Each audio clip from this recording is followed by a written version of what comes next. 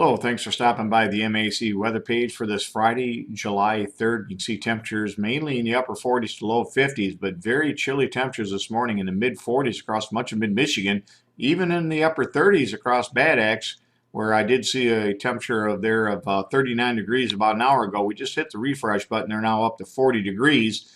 Again, much of the central northern part of the state in the 40s. Actually, the warmest temperatures off in the western UP, where return flow has developed. Temperatures already in the 60s there, and they'll be up into the low 80s today. A lot of nice temperatures here coming up over the weekend with plenty of 80-degree temperatures, lows rising into the 50s and eventually into the 60s by late this weekend.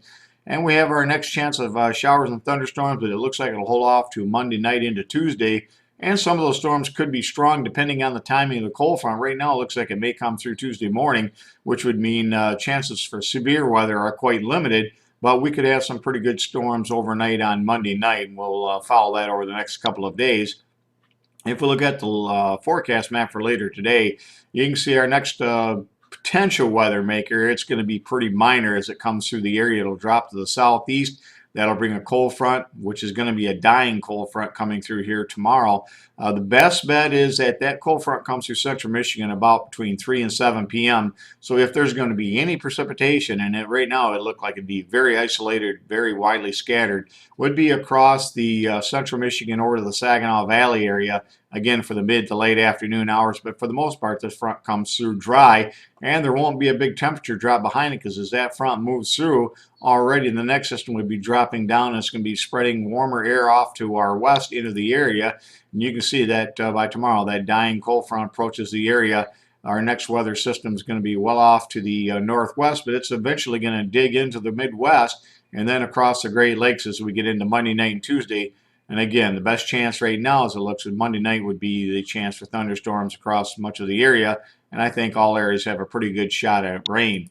If we look at the growing degree days, this is for Blissfield. You can see a little bit behind last year, but again, we should gain ground, I think, over the next few days to get back in order a little bit.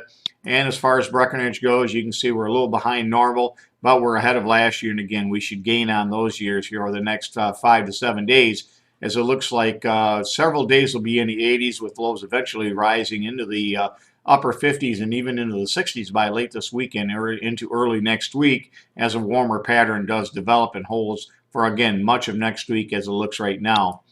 If we look at the quantitative precipitation forecast over the next 7 days, the sun we're going to keep a close eye on. That stationary front that gave us all the rain a couple of weeks ago has settled down into the Tennessee Valley. That's going to wash out, and then I think with this next system coming through, it looks like it may stall out across the northern Ohio Valley, and that could re-energize some of the moisture pattern that we had seen earlier, and we could go into a wet phase as we unfortunately begin wheat harvest. Still real early on that, and some we're just going to have to follow here over the next several days, and we'll have a better idea if that weather pattern looks like it's going to shift back north into the Ohio Valley and southern Great Lakes. Again, that's something we'll keep a close eye on. Thanks for stopping by, and have a great Friday, a great 4th of July weekend, and 73s to all.